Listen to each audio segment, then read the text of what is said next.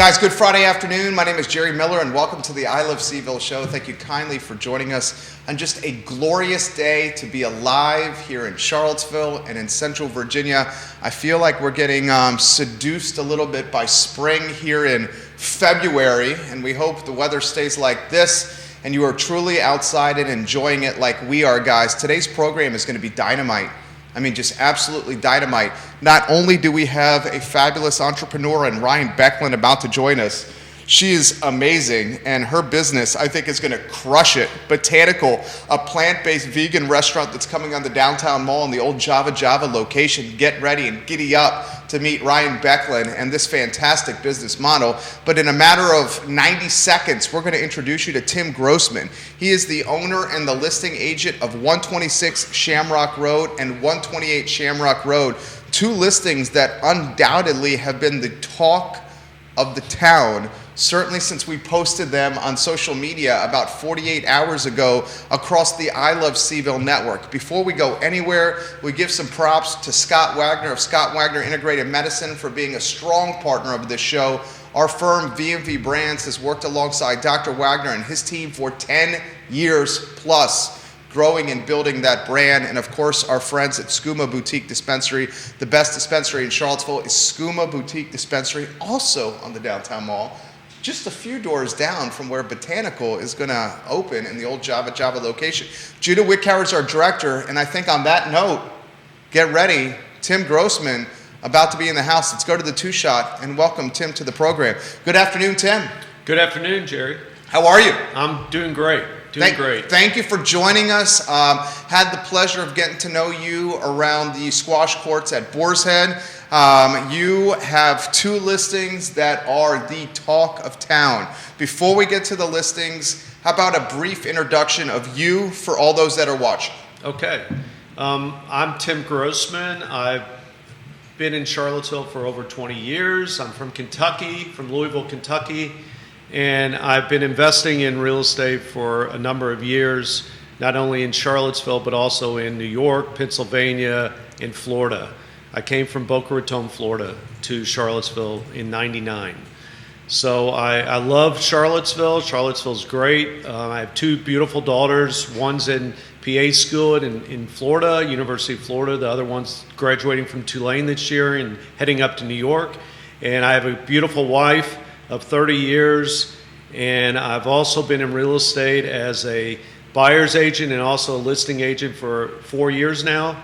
So I'm excited to be here with Jerry and to tell you a little bit about my listings. I'm excited to spotlight the listings. This guy, an entrepreneur through and through, an entrepreneur in many different spaces of business, and we're going to focus on the real estate side of what he does. I'm going to get out of your way. 126 Shamrock Road, 128 Shamrock Road. Where do you want to start? Anywhere you want to go? Well, I'll start with, both of them. They've been, after investing in a lot of real estate outside of UVA, I decided that I wanted to stick in UVAs around the campus. And both my properties are side by side. They're right by Scott Stadium. They're 2 doors down from Scott Stadium, off of Stadium Road. The beauty about the properties that I bought are that they are considered R2U, meaning that you can have 2 units on each property. In each unit, you can have 4 unrelated people in each unit. So in all reality, right now I don't have that currently, but a developer or someone that would like to buy the properties could potentially have 16 unrelated people in occupying both these units. And I've spoken to the city, the zoning, and that's exactly what I have. I have 2 units on each property. Each property could have 8 unrelated people in those properties. And from a income related perspective, that could equate to possibly $700 per bedrooms times 16 would be approximately $150,000, give or take. So there's a lot of potential for any buyers that would like to purchase my properties, and I feel like the price justifies the property that I currently have listed. Okay, great answer. So let's get to that justification. Before we do, Tim, what prompted you to make the purchases of 126 Shamrock Road and 128 Shamrock Road. When did you buy them, and why did you buy them? Well, I bought the 126 Shamrock Road when I had come from Boca Raton, Florida, and I invested in some foreclosures in Charlottesville and also some other properties, which I had sold. And I decided that I wanted to buy something by the university because I knew I would always have rentable income. I would never have to worry about them not being rented.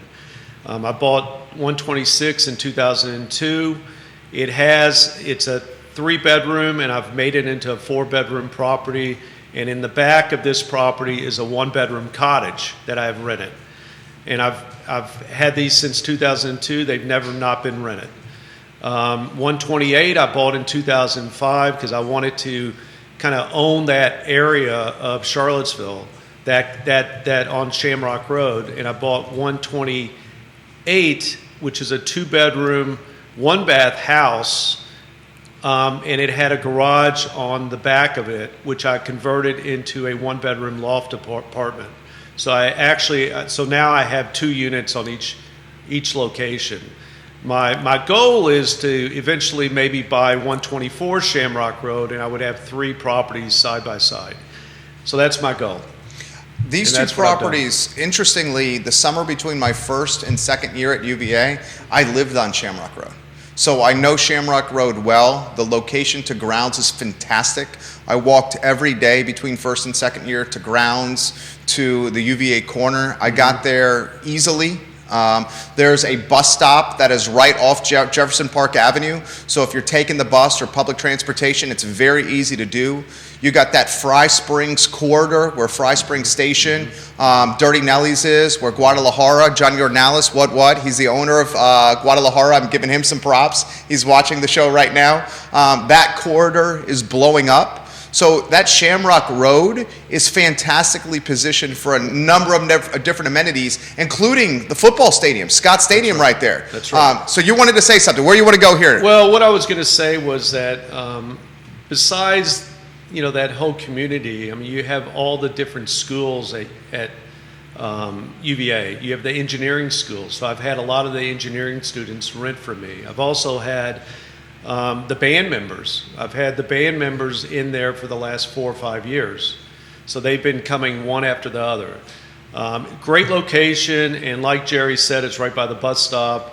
It's close to everything, and my goal now is to possibly go after the traveling nurses, because that's another area that I could, that definitely could use a house near the hospital and the university. Now let's talk about the price. $799,000. Let's just call it, for the sake of a talk show, $800K. $800,000 asking for each location. That's right. 1.6 asking for both properties in totality. You have your pulse on this community. I'm sure you heard folks say $1.6 million for these 2 properties, or $800,000 for one property. Oh my goodness gracious.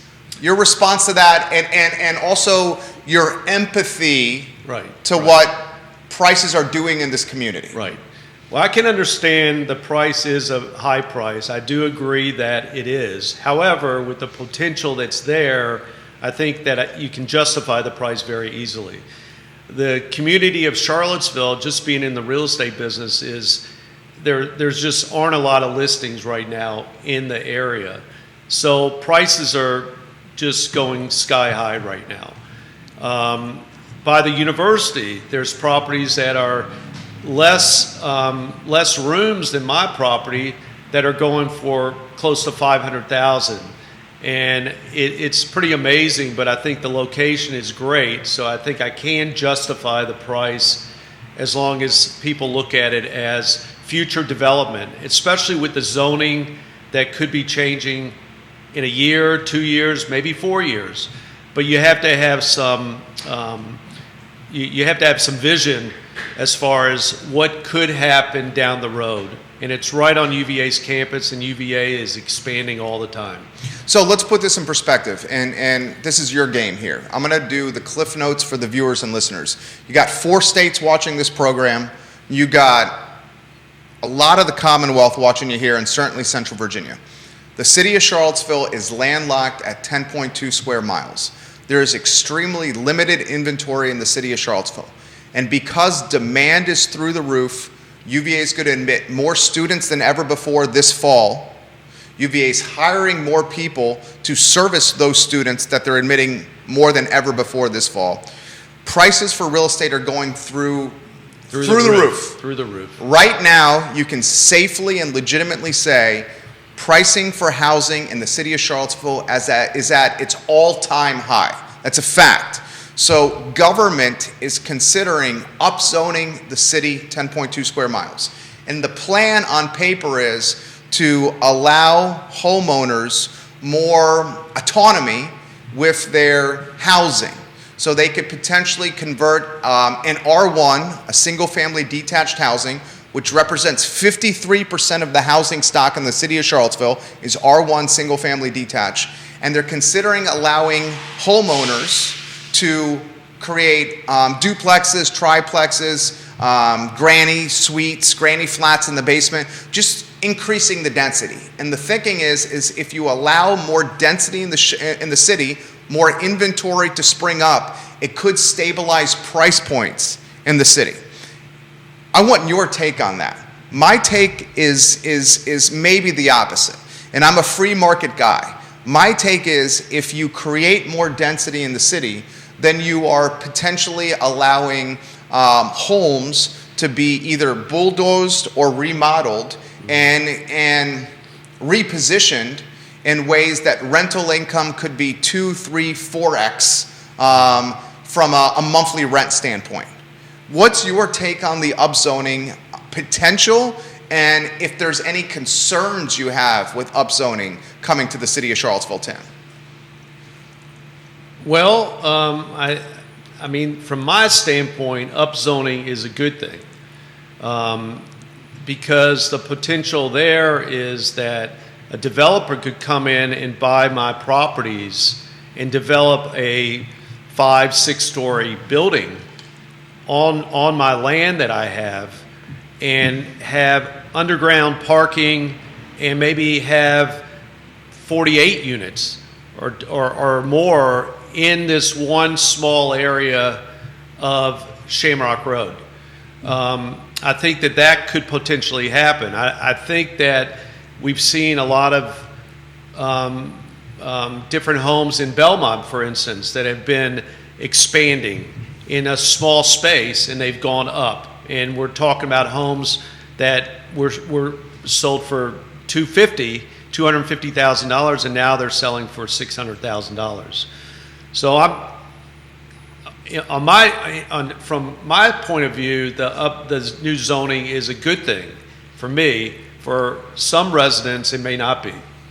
What is your take on, so this question's coming in. This is coming from Stephanie. Loving the interview, loving the topic right now. Thank you for bringing this guest on the program. He's certainly offering some insight on the price point and how and why he listed it at this price point. Please ask Mr. Grossman why he wouldn't do the remodeling work himself and just take advantage of that potential himself. That's a good question. That's a great question. Thank you for asking that. I've thought about that myself to do. However, I'm at a point in my life with a daughter still in school and that I can't take money out and be without rent for a few months to do the development. Potentially even longer. It could take longer, yeah, because you would have to go up on these properties. And I think someone that has the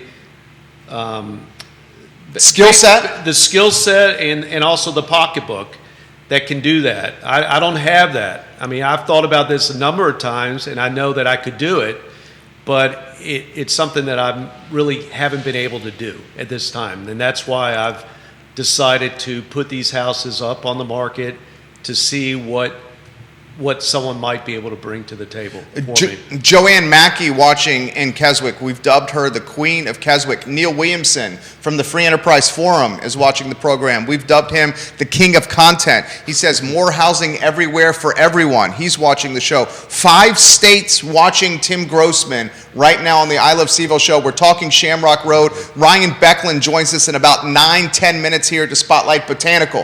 What is the best use of 126 Shamrock Road Road and 128 Shamrock Road, do you think? I think the best use would be to develop the properties and make them into what the zoning has told me that I could potentially do, into 8 unrelated parties in each property. So for a total of 16 at this time. Now, potentially, if that's today. That's today. So it could change with upzoning. That's right. With upzoning, it could change, and someone could look at that property as being potential. I don't know the exact number of rooms, but you're talking about at least over 20, maybe close to 40, 50 rooms. By going maybe 5 floors up. Explain, and Tim Grossman, you're killing it right now. You're doing a hell of a job right now. I hope so. You're doing a great job. So. Explain to the community how the upzoning potential should be factored into price point, into listing price point. Explain how that works for everyone. Because that may help potentially alleviate sticker shock when you see $800,000 asking for a home that's 82 years old and 850 square feet. Well, okay, right. So for right now, at 16 unrelated people, you could get 16 rents. And that, Jerry and I figured it out, is about $144,000 based on the average rental in Charlottesville on UVA's campus is about $700 a room.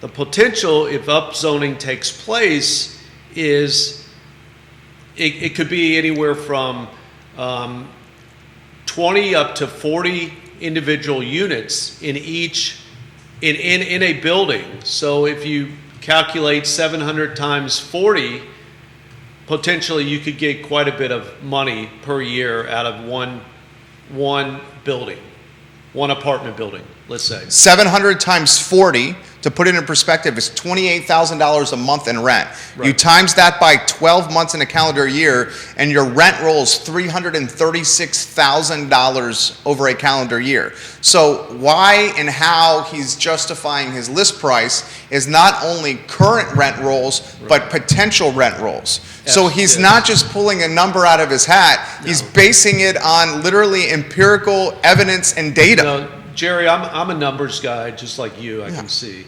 And that's what I've done. I'm a numbers guy. It goes through my head all the time. If I had this kind of money, what could I do to my properties? So if I had to hold on to my properties, there is a chance that I may do exactly what I'm proposing someone else do right now, if I could make it work. So does Tim Grossman, 25 years ago, maybe keep the properties and develop them himself? This is pre-daughters and pre-college overhead, and I know you love your beautiful daughters. That's right. I love my daughters. I love them. I give them everything I can. And yes, 25 years ago, if I didn't have any daughters, I didn't have a family to support, I think easily I would have developed it by now. I would have easily developed it. I think the potential is there, and it's just a great property. I love it too. I mean, during football games, I get 30 cars parking on my lots every game. So it's a great potential. It's fun, and I just love what I do. And also to speak to what he's about, those 30 cars he gets on the lot, he shares that revenue with his tenants. Yes, I do. With my one tenant. With your one tenant. That's been there 8 years. Yeah, that says something. Yeah. So more questions coming in. Can we get questions from the viewers and listeners? Sure. Okay, so this is from Wild Bill McKenzie in Charlottesville. He says, can this be consolidated into one huge property, potentially? Potentially it could. With the upzoning, it could definitely be potentially into one property. Naturally, you would have to go through the city, and that's something I've begun the process. I have names, but right now I haven't gone that far because upzoning is still in the works. This question from Joanne: where's everyone going to park if the structure is built with the upzoning potential? That's a great question, and my thoughts are that the parking would be underground, or it would be on the property below all the apartments above it. This question from Jonathan, who's watching in Richmond: has he in fact underpriced the properties? Well, you know what? I'm open to any offers that come my way. I don't believe I've underpriced, but I may have with the potential with the upzoning.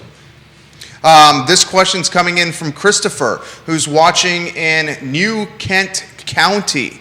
Does he think that the city will offer resistance on upzoning?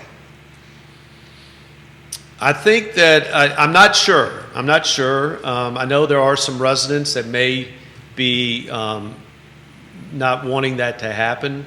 I don't think they can. I think, from what I understand, speaking to some people at the city, that it could take place in a year, it could take place in 2 years, it could take place in 4 years. I don't know, but they've already.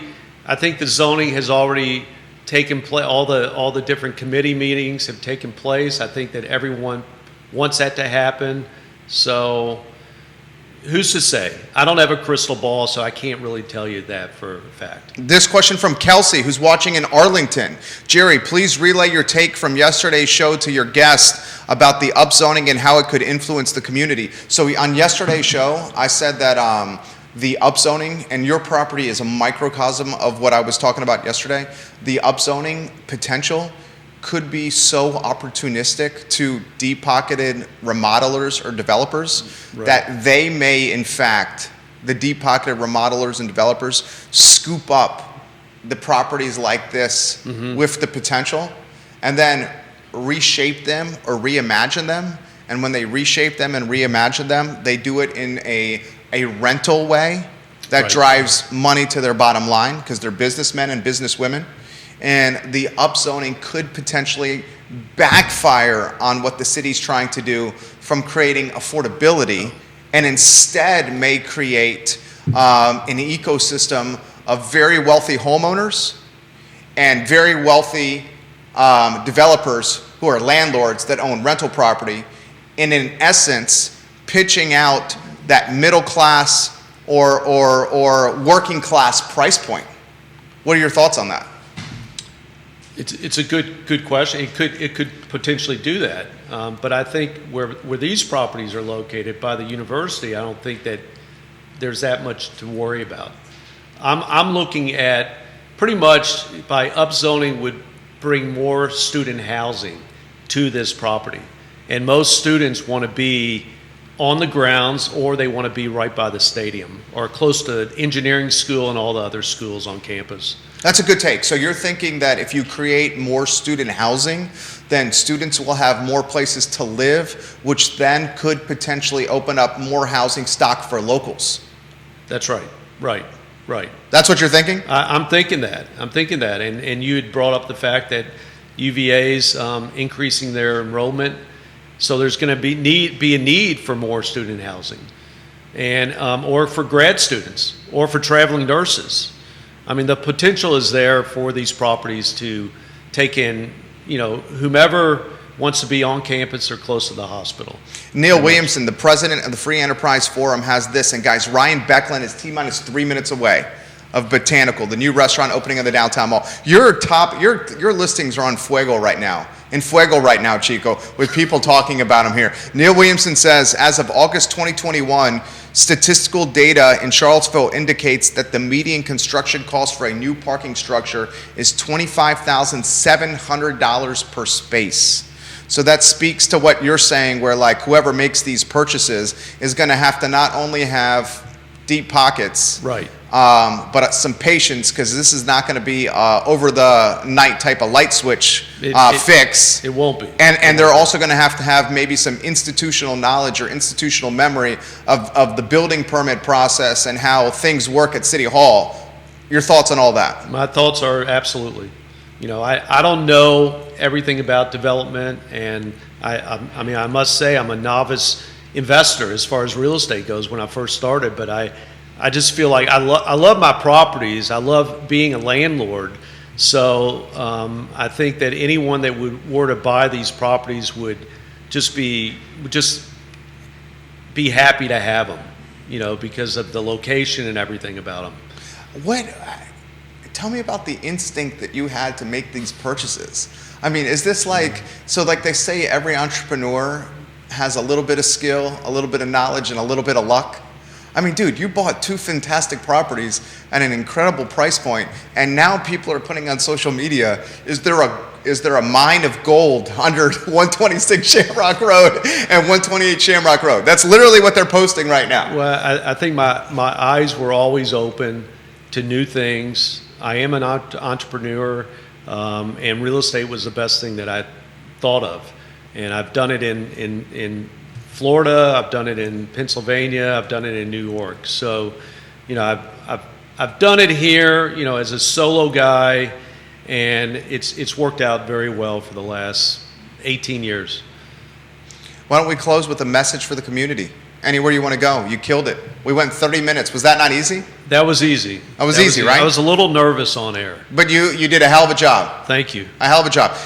Final word. Anywhere you want to go, I would suggest potentially here with a lot of people watching that you tell them how to contact you if they're interested. You can contact me at 434-242-0227. But I want to thank Jerry for being on the show and meeting him. And, this is a great show. It's fantastic. And if anyone needs real estate at all, please call me. I'm a big buyer's agent. I've only been in it 3.5 years, but I have over 110 sales. So I've done really well. But I love Charlottesville. My wife loves Charlottesville. My daughters love Charlottesville. And thank you very much. Our pleasure. Wish you the best of luck. Thank you for joining us, Tim. Thanks, Jerry. Tim Grossman. Excellent work right there. 126, 128 Shamrock Road. There's the business model. Joanne Mackey says, great show, Jerry. Thank you for watching, Joanne. I thought he was fantastic. He just justified the price points right there. So potentially that sticker shock of $800K for one, $800K for the other looks from a business model and a statistic standpoint, maybe justified, and as some people are putting on this feed literally right now, maybe slightly underpriced if he's getting that kind of rent, and that kind of rent is on the near horizon. But we're going to segue into a new topic, and you did a heck of a job, Tim. Judah Wickhauer, let's go to the 2-shot, and we have Lee Elberson on LinkedIn already giving Ryan some props. Can't wait for Botanical to open. I'll be there all the damn time, he says on LinkedIn right now. So Ryan Becklin, guys, is on screen right now. First, good afternoon, Ryan. How are you? I'm doing good. Excited to be here. Thank you for coming. Yeah. I'm, busy getting ready to open, but the timing worked out perfectly. I got a little and you're bit close. Time here. Yeah, right behind you. So. Right behind. All right, so before we talk Botanical, before we talk a new restaurant coming to Charlottesville, I think a restaurant that's going to 100% crush it. It's crazy. There is, and I'm not going to steal her thunder, but I don't think there's a vegan restaurant in town. She's going to identify the competition in the marketplace for us here. But before we talk about all this stuff here, how about an introduction to you and what you're all about? Yeah, I'm Ryan Becklin, and I moved here pretty recently, actually, from DC in June. So I have not been in the area a long time, but after being in quarantine in DC and just seeing everything that happened in the city, I wanted to get out to more of the mountains, more of the outdoor space, and I decided that I wanted to put my energy into opening my own restaurant. I've worked in the food service industry for about 6 years, so I've got good experience, but it was just time to do my own thing, and Charlottesville just they seemed ready when I started to look into it as having a fully plant-based restaurant, but once I got here and started spreading the word, it seems like they're really ready for it, so that's great. So did you open up a map of the country and throw darts on the map and pick Charlottesville? Is that what happened? I was actually, me and my partner, he really likes being near the mountains. He likes mountain biking, and I love the outdoors too, and we basically we're between Asheville and Charlottesville for a long time. I love Asheville. Yeah, because the mountains and being on the East Coast, my family's on the East Coast too, up in Northern Virginia, and I wanted to be closer, and so we're between those, and they're very similar areas. Yeah, 2 super expensive areas, right? Yeah, very similar, and they have kind of similar foodie culture. Asheville is a little bit more, a little more vegan restaurants and things like that. For sure. It's just, Asheville's just kind of inaccessible. It's really hard to get to, and that was the main deterrent for us. Charlottesville, the location's just great. It's easy to get to everything, and that was basically the main. We have a couple good friends too who live here. That helped. Awesome. So you picked Charlottesville. We're lucky to have you here, and you're going to open Botanical. Yeah. The show is yours. Spotlight Botanical and what it's all about. Yeah. So the timing has just worked out well. When I moved here in the summer, I started to look for just open leasing and all of that, and it took a few months to find a good spot, but we found. I worked with Stu Rifkin, who knows like tons of restaurants. Stu's come on the show. Yeah. He knows the restaurant, and all the buildings here so well, and he helped me find what was Java, and I went in and met the owners who were there. Masood and Bahar are great. They're so sweet and were so nice, and they were just ready to retire. So the timing of that was great. I was very excited that that space on the mall opened up, because the mall is obviously prime time. The for heartbeat. Everything.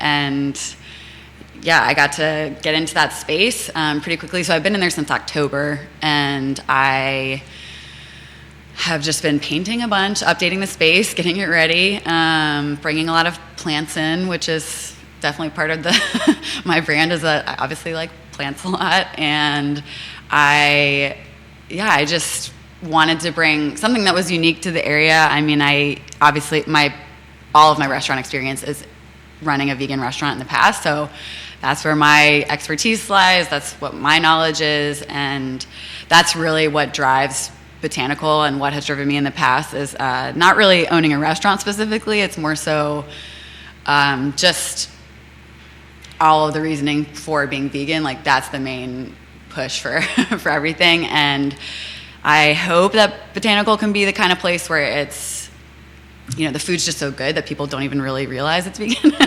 It's just good food regardless, and you can feel a little bit better about eating it, and that's the goal. Great answer. So let me ask you a couple questions about the restaurant. Are we thinking quick serve, counter serve? What's the menu going to be like? If you can highlight some hot items that you're planning. Hours, soft launch, grand opening, all the above. And I know it's a work in progress. Yeah, it is. I think actually, so not this weekend, it's Friday, but next weekend, March 5th, I think is gonna be our official open. So get out of town. We're only a week Dude, out. Where's the clap button for here? I'm giving you some props here.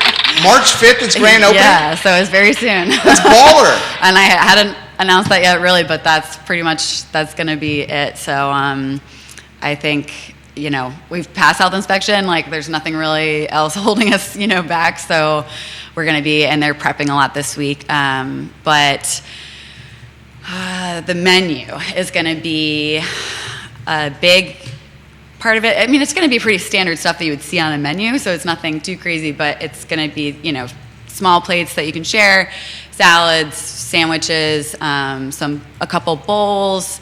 I think one of the couple of the biggest sellers will be the miso cashew cheese, the mac and cheese. So that one is just, a vegan version of mac and cheese, and people love mac and cheese, so it's still got, hits all those comfort notes that you're looking for. And instead of like a bacon on it, we're doing a mushroom bacon on there. And it's just a recipe that's taken me, honestly, years to get it right. And so I'm confident with that one. It's good, and it's going to be a pretty big seller, I think. It holds up well, too, so like people can eat it days later, and it'll be fine, honestly. And then I'm doing like a crispy chick sandwich, which is not chicken, obviously, and instead it's a fried oyster mushroom, and it's super. I actually just made it last night to like double check the recipe, and it was very good. So I'm excited for people to try that out, and just to really try some vegetables in probably ways they haven't yet. I'm really excited for things like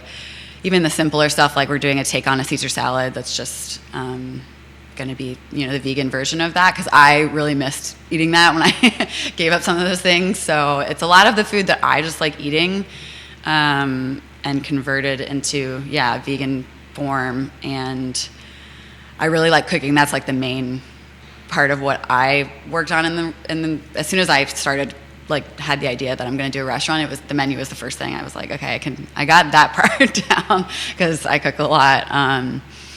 But yeah, I've learned a ton about the business side of it going into that. But the hours we're going to do, so we're starting off doing Wednesday to Sunday, 9 a.m. until 8 p.m. So, and then Friday and Saturday till 9 p.m. So it'll be a little later those days. But Mondays I know are the day here. It seems that everything's kind of closed, and I wanted to have 2 days like that I knew I could prep and get ready for the week. So we're gonna do that now, but we'll see. You know, I'm very flexible, so whatever people are demanding and when they're coming, you know, we'll just adjust hours accordingly. But yeah, the response from the community has been amazing already thus far. People are definitely excited and super supportive. It's really nice coming from somewhere like DC where there's really no community there to somewhere like here, and even anywhere else that I've lived that is a smaller town. I've never really seen a community like here, so I'm really excited to get more involved with that as, you know, as being just a business owner in the town and getting to know people that way. So great answer. Great answer. Can you cut that into a highlight reel and drop that in the Google Drive so we can start with my question and her answer, because I thought that really snapshotted what's on the horizon for Botanical. All right, so how you know, how's the labor going to work? I mean, like, we have a lot of restaurateurs on the show. They watch the show, they comment on the show, and like the labor shortage is like something that's very concerning. Also, the second thing that folks chatter about is the inflation piece. It's like cost of goods are going up through the roof. Those topics to you. Yeah, so labor is definitely a concern. I'm really lucky because I have two awesome guys that the three of us all kind of have counter points of strength, and one is really good, you know, more on the coffee side. So we will have coffee and carry that over from Java, and then we are gonna have cocktails too. And so my other guy is really good on like the drinks and things like that. And so those guys, I know they moved here specifically to work with me, so I know they're solid and they're going to be here. Get out of town. Smart lady, smart businesswoman. So they're like the ride or dies from the beginning. I know they're going to be like with me, which is great. And especially to just have two other, you know, 3 full-time people is decent at least, but I'm, you know, I don't know what our labor is going to be. You know, from the get-go, I don't know how much I'm going to need. It's going to be very dependent on the demand. And so if we are really busy right off the bat, which would be the hope, then I am going to have to hire immediately. So I'm just hoping that because it's new and it's something a little different, like we'll Dude, I think you're going to be gangbusters. Yeah. New restaurants in this community, the novelty is just makes it go crazy. And on top of that, and I want to get your take on the inflation piece, but just, and I apologize for interrupting. On top of that, the competition in the niche vegan is not super intense here. Can you spotlight or give us a take on that? Yeah, I mean, that's one of the big things that I've seen in just opening is that so many people are like, I can't believe we don't have a vegan restaurant here, and they're kind of surprised at that. And I haven't been here long, but any place I travel, I always like immediately look for the vegan places to go to and to try different stuff. And I've been doing that anytime I came to visit here, and some of the other big, like I think Bang and Firefly do great jobs. Like they have solid vegan options on their menu, and they do a really good job of it. And I've seen it in almost every restaurant now is like that they do have at least one option or something. So it's clear that the demand is there.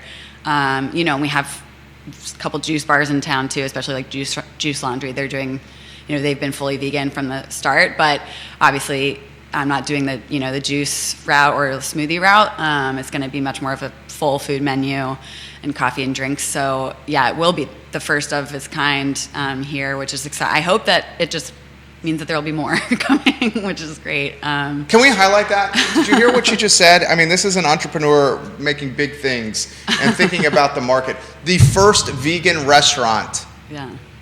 In do we say in Charlottesville, Virginia history? I don't know. I mean, maybe there is this the first vegan restaurant in Charlottesville, Virginia history? I know that there's been maybe vegetarian ones, but not vegan. But that's different. Yeah, it is different. Can you spotlight for the for folks that and the vegan movement is significant and noticeable, but the difference between vegetarian and vegan? Yeah. So the difference is just vegetarian is eating no meat products, and then vegan takes it a step further where it's no animal products at all. So no dairy, no eggs, things like that. It's much more of like, honestly, a bigger lifestyle thing where it's, it's like the clothing you wear. It's just, it's kind of it's in everything. Yeah. And it's still like, I'm still learning things about it. And it's, it's one of those movements though that I'm excited for it because it seems very much like it's trending that way, and that it's definitely here to stay, at least. Like, it's not going anywhere. And I've been vegetarian since I was really young, and eventually switched to vegan. And, when did you start? When I was 10. No way! I was like one of those kids that was just very like, the animals, I can't eat that. So you go vegetarian at 10. When did you go vegan? I honestly don't. It was a few years ago. It was when I started working for Fruitive, which is a DC, Virginia Beach restaurant, and they serve fully vegan, and they're more of the smoothie type vegan place. And so but I was eating that food all the time, and mostly cooking it that way at home. And so it was really, restaurants was where it's like harder to eat fully vegan because there just aren't as many options. And so I made the switch over, and it's been great. Like I said, it definitely is like kind of becomes part of like your whole lifestyle. But yeah. I count 8 different people asking about booze at your restaurant here. Will there be booze? There will be. Okay. Yeah, the ABC license is like the last thing I am doing, but I just sent them the health permit, so like, if we don't have it right when we open, like it'll be, in the week or two, I'm sure, after that, but we're definitely going to have alcohol. What kinds? We're probably going to do, we're going to do 3-notch, I think, for beer. Nice. And then we'll have, just a variety of wines, and then we'll do some, mostly just like house cocktails. We'll have not, a massive bar, but we will have a full bar. So we're going to be doing some cocktails there, and I'm trying to partner with like as many local people as I possibly can. So I have a bunch of different, the staples that are around here, but Vitae, I'm sure we'll be doing some of their spirits, and like Vitae spirits. Yeah. Very nice. Yeah, and like I said, 3-notched, and then with the food, there's just a bunch of different local brands that we're partnering with. But yeah, we'll definitely have alcohol. That was like, a big thing coming here. I was like, people will want to come and eat the food more if we have some fun. Can I highlight some amazing things that are happening for this businesswoman? She is opening a restaurant on the downtown mall, which is the iconic spot of the city. Very few and rare and far between are you able to find a restaurant on the downtown mall. Okay, because that's where all restaurateurs, a lot of them want to go. Yeah. She found one. She is doing it in March at a time when the pandemic seems to be behind us. Yeah, certainly hopefully. when mandates are being lifted and COVID confidence is a real thing right now. She is doing it right before Fridays After 5 starts, the concert series that sends 10 to 15,000 people to downtown Charlottesville, which is a 10-second walk from her restaurant where it's about to start. She is doing a business model that is the first of its kind in the history of the community. She is bringing a track record of experience and success from her time in DC running a vegan restaurant. She lives the lifestyle herself. She's bringing labor from a different market to serve and work at the business she's doing. Dude, Ryan, you got like a lot of freaking things going for you here. Well, yeah, when you put it like that, I guess there are a lot of things. Have you thought about all this? I know you have. I have not thought that much into it. It's most, my brain right now is like just trying to get all the little things that there's a million things that you have to do when you open a restaurant. And so it's right now I'm just like, go. I got to get everything ready to open. So I don't take that much time to think through what's actually happening. But it's exciting. Johnny Ornalis watching the show. He owns Guadalajara Fontaine and El Mariachi at Zion's Crossroads, 2 restaurants. And I believe you're opening, Johnny Ornalis, you and your fantastic family, a food truck or a food cart of some kind. And I can't wait to spotlight that on the show. He says, bravo and best of luck. We will definitely be trying it out. the nonprofit Come As You Are CVille, a nonprofit that brings support, resources, and hope to marginalized and underprivileged community members in Charlottesville, says we're coming for the mac and cheese and we will be there on day one. Yeah, I have to give a specific, actually, through your show and so Scott Williams was one of the first people I met in Scott town. Williams. And the only guest that's ever danced on the set, Scott Williams. Can we get you to dance here on the show? Maybe. Oh, she might dance on the show. I did grow up dancing. That was my. I might hold you to that, Ryan. Scott Williams was one of the first people I met in town, and he has introduced me to so many. He introduced me to Lee. He introduced me to Tristan at Come As You Are, and I watched them all come on your show.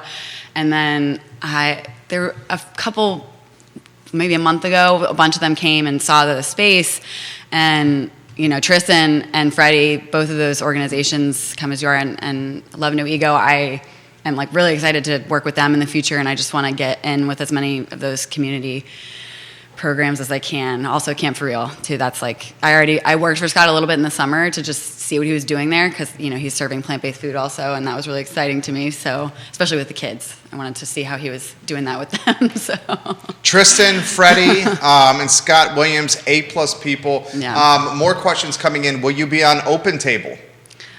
So we actually, I skipped over that question that you asked, but we will be just basically fast casual. It's going to be ordering at the register, and then you just get a number to your table. And so we're not going to do any reservations as of yet. I mean, if it gets out of hand, then we may have to switch to something like that. But it's much more like cafe style, and your food's still going to be brought out to you, things like that. But which is smart because you have less labor. Exactly. Yeah, I was nervous to rely too much on front of house staff and all that, and it's not my background, so I was like, that would be a whole separate thing I have to learn. And so yeah, I'm just keeping it simple and doing through the register, and yeah, I think that should work well for the Colleen asked this question. She's watching in Culpeper. Colleen, you keep contributing to the show, and we're going to give you a moniker here like we have Joanne, the Queen of Keswick, and so many of other viewers and listeners. Colleen says, so what will her title or role be at the restaurant?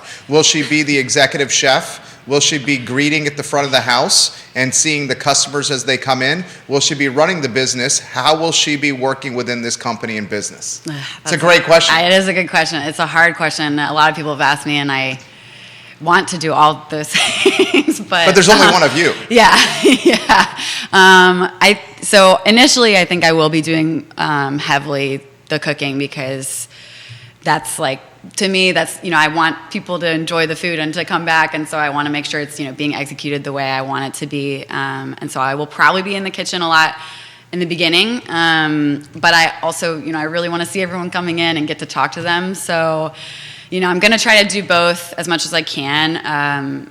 I specifically had a hole cut into the wall in the kitchen so that you can see into it, because I didn't want the kitchen closed off, because especially for me, I want to be able to see everything going on. So we remodeled that little part of it, and that'll give me a little bit more access to everything that's going on. But yeah, I think initially I'll be definitely doing more of the cooking, hopefully getting out into the restaurant as much as I can to meet everyone that's coming in. But the other two guys I have with me will be up there in the front a lot, and they're great too. So Spencer's watching in Belmont. Here's another really good question for you. Are you going to have partnerships for to-go food, where food can be delivered to us? Yeah, we're going to be pretty much on every delivery app. I mean, I think the only thing with that will be that they'll get shut off if it's too busy and we just can't keep up with it. But but the goal is, we're using a point of sale system that automatically integrates with Toast.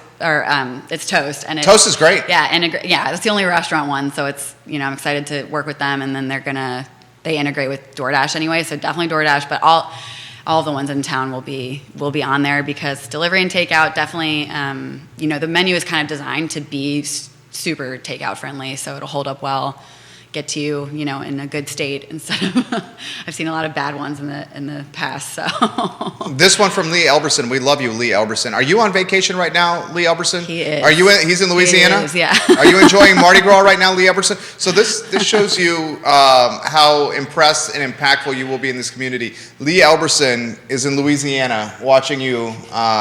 and offering support. He asked this: what is the difference between plant-based and a vegan diet? That's a good question, because a lot of people don't.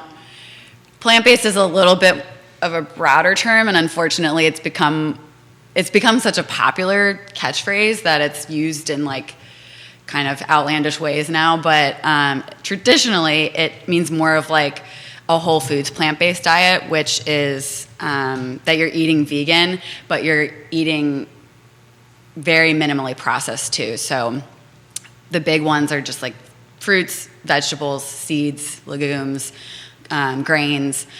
Whereas with vegan, you do have a lot more, especially now that there's so many options on the table for it. Like you can eat a lot of the meat substitutes, you can eat a lot of still the same junk food that someone who isn't vegan would eat, and you can eat a lot more processed stuff. So plant-based is supposed to be more, that whole foods type deal, and that's, why we use that phrase more instead of vegan, because I'm doing a lot of like from scratch, single ingredients, so it's definitely, a lot healthier than some other, vegan food that you might come across, or any other food really for that matter. And yeah, the plant-based word, it's crazy to see how big it's become, because it used to be that no one knew what plant-based was, and people still don't quite capture it, but it's, I've seen it on like cigarette advertisements now, which like technically they, I guess, are plant-based, but tobacco's plant. Yeah. So it's like, it's being stretched now to like everything. Like it's to like a marketing mechanism. Yeah, I've heard it on detergent commercial. Like everyone uses it now because it's big. So that is great for us though, that it's that big. Here's a great question via DM, and it's from Dakota. Dakota, are you at Oxford Hills, the apartment complex? I believe you are. He says, great show per usual, Jerry. I especially liked the interview that you did with the landlord off Jefferson Park Avenue and Shamrock Road. Please ask your current guest what keeps her up at night, if anything does at all, with the business she's about to launch. And thanks, keep up the good work. Thank you, Dakota. What keeps you up at night? It hasn't been too bad yet, but I know it will be. Money's always a big thing that, when you're a restaurant owner, restaurants in general are very risky, and keeping money flowing through there is something that I need to do in order to pay the vendors, pay my staff, all of that. So that's definitely always a concern. And, margins are just so tight in restaurants that you just have to always be really careful with everything. Other than that, it's probably just, when I have big things coming, like leading into the opening, I had health inspection or a lot of different inspections, stuff like that.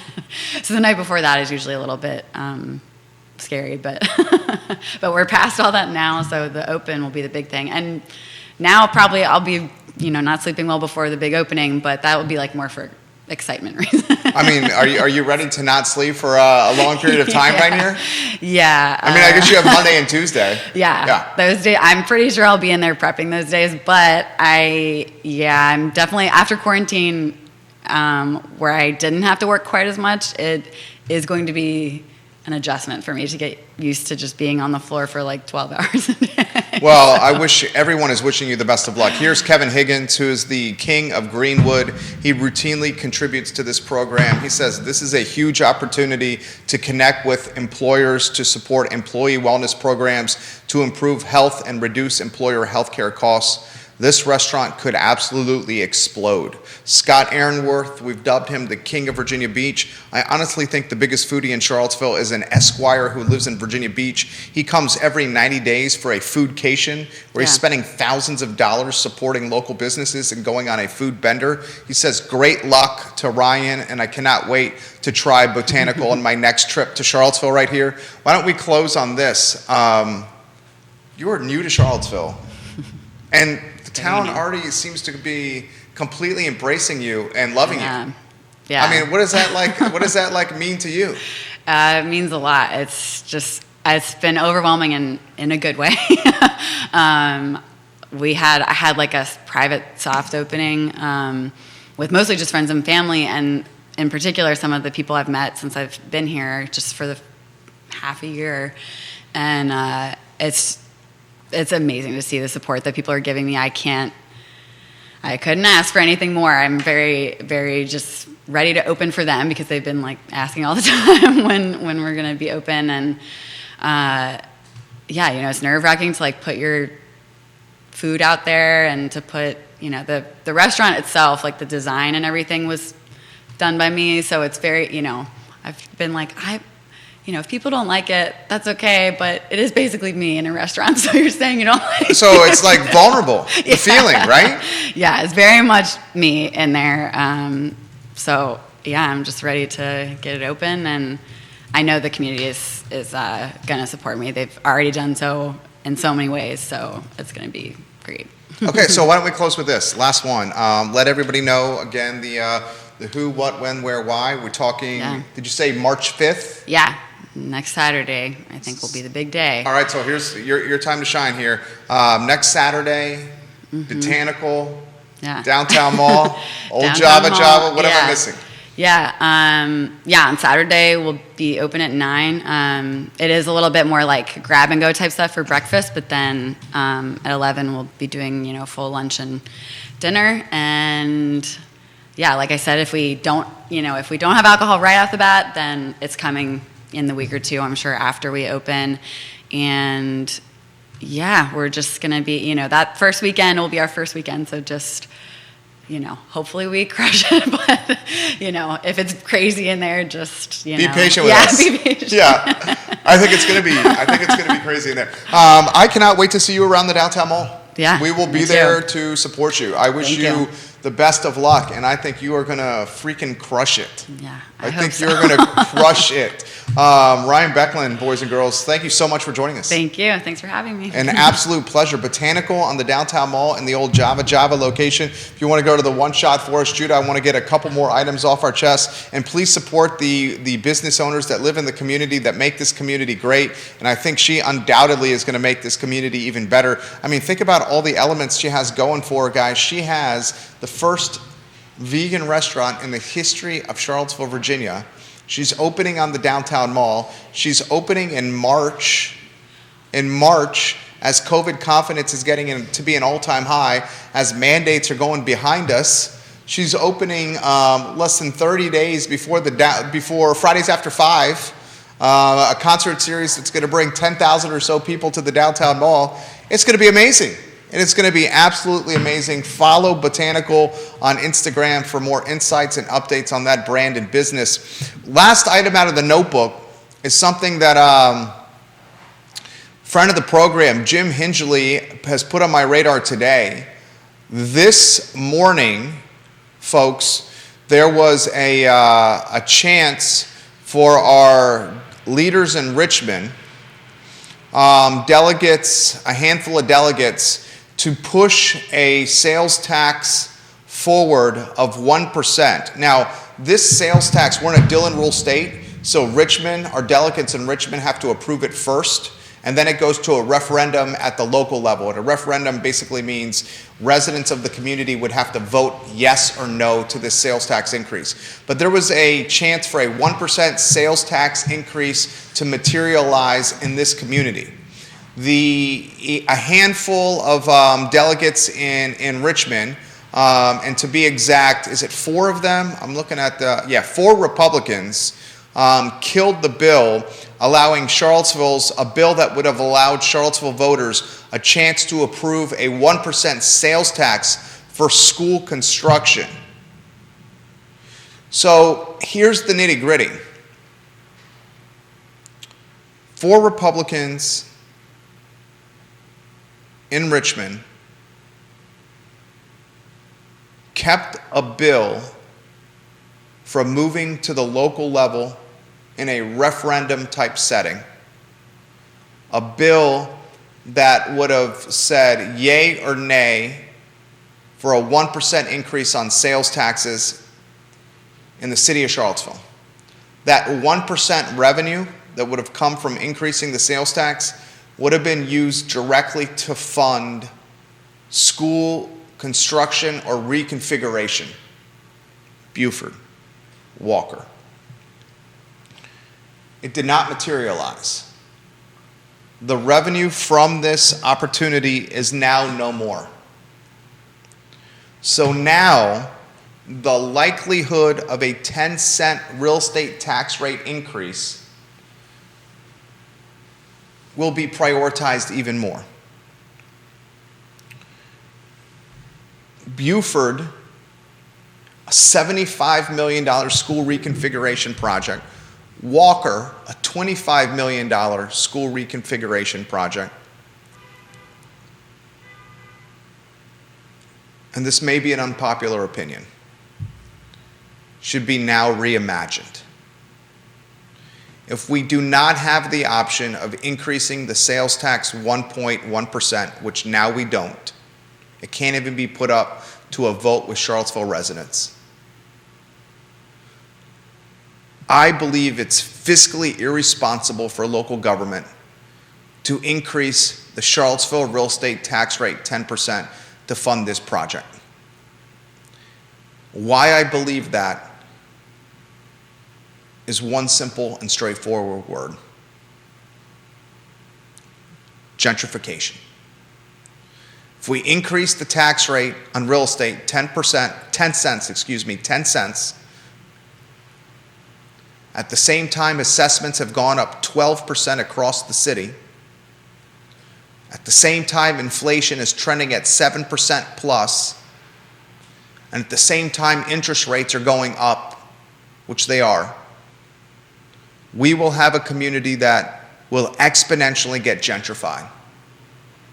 And the whole point of school reconfiguration is to narrow or close the educational gap that widened during COVID. And I'll be straightforward and cut to the chase.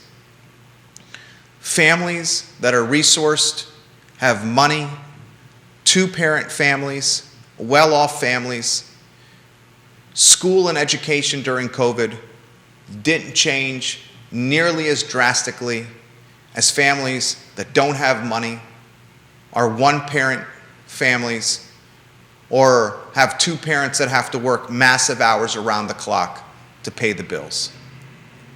And as a result, under-resourced families, their children, their education was dramatically impacted during this pandemic. On paper, school reconfiguration sounds like a good idea.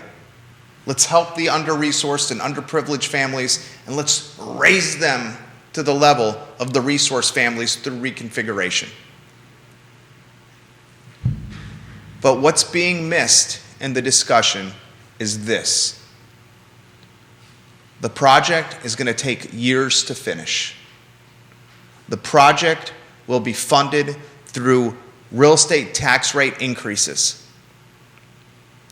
If the project takes years to finish, and the project will be funded by taxing homeowners even more of their disposable income, the families we're trying to serve today will be gentrified out of the community tomorrow.